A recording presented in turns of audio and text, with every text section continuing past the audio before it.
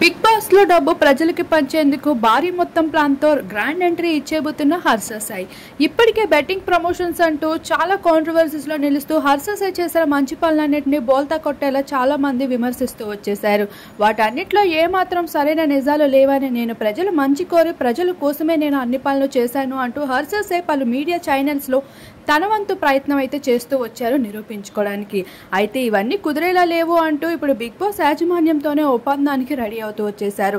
హర్ష సాయికి ఎన్నోసార్లు big boss అవకాశం వచ్చింది, కానీ తను ఎప్పుడు బిగ్ బాస్ లోపలికి రావాలనుకోలేదని, తను ఒకే చోట 3 నెలల పాటు ఏదో కట్టిపడేసినట్లు ఉండడం నాకు సరైన పద్ధతి కాదు, నాకు నేమ్ అయితే వద్దు, నేను అందరు మంచి కోసమే నేను బయట సేవ చేస్తున్నాను, బిగ్ బాస్ వంటి పెద్ద పెద్ద ప్లాట్ఫామ్స్ కోరుకోవడం లేదు అంటూ హర్ష సాయి తేల్చి చెప్పేసేవాడు.